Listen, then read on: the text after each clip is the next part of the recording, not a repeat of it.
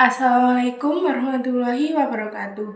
Hai semua, kalian pernah bayangin cuma salah hitung 1000 barang perusahaan bisa rugi ratusan juta? Kok bisa? Ini rahasianya. Anggaran produksi itu sebenarnya adalah rencana jumlah barang yang mau diproduksi perusahaan dalam satu periode.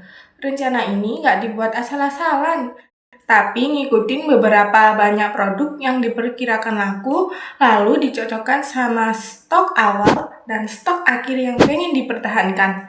Fungsinya juga banyak banget. Anggaran produksi ini jadi pedoman kerja untuk bagian produksi. Jadi alat koordinasi supaya bagian bahan baku, tenaga kerja, dan gudang jalan bareng-bareng. Dan juga jadi alat pengawasan supaya produksi nggak melenceng dari rencana.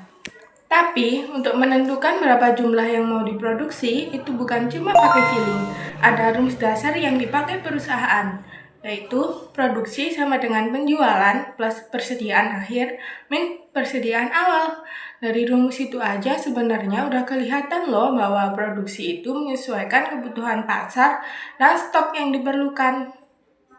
Tapi produksi juga dipengaruhi banyak faktor lain, misalnya kapasitas mesin yang kadang terbatas, jumlah tenaga kerja yang ada, ketersediaan bahan baku yang naik turun, modal perusahaan, sampai fasilitas gudang untuk nyimpen barang.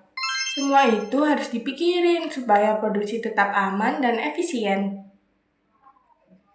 Tujuan akhirnya jelas. Yang pertama, perusahaan pengen punya stok yang cukup, nggak rugi karena overproduksi, terus juga nggak kehabisan barang, dan bisa mengoptimalkan sumber daya kayak mesin, orang, dan bahan baku. Yang nggak kalah penting, anggaran ini bantu perusahaan nyusun anggaran turunan lainnya, kayak anggaran bahan baku, tenaga kerja, dan overhead pabrik. Makin jelas atau makin bisa nih mengerti. Berikut ini ada contoh implementasi sederhana di kehidupan sehari-hari, yaitu PT Kopi Senja, perusahaan kopi botolan yang lagi naik daun. Tahun 2023 mereka mau siapin kopi botol buat memenuhi kebutuhan pasar. Prediksi penjualannya nunjukin angka 142.000 botol. Pas dicek di awal tahun masih ada 20.000 botol di gudang, dan mereka pingin punya stok aman 15.000 botol di akhir tahun nanti.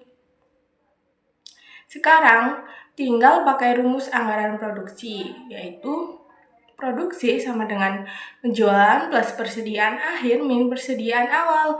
Yang bagaimana tadi, penjualannya itu 142.000 plus 15.000 dikurangi 20.000, jadinya 137.000 botol. Artinya PT Kopi Senja memproduksi 137 botol kopi selama tahun 2023. Dan jangan salah loh, angka ini kelihatannya simpel tapi sangat menentukan. Salah sedikit aja dampaknya bisa besar.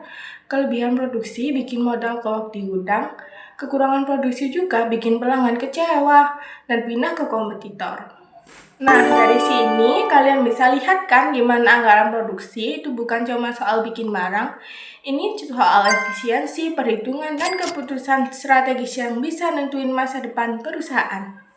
Kalau kamu suka hal-hal kayak gini, suka ngulik angka, ternyata ngatur jalannya bisnis, mungkin kamu cocok banget di jurusan akuntansi di ITEBIS PGRI Dewantara. Saya Nadina Villa Horunisa, mahasiswa akuntansi.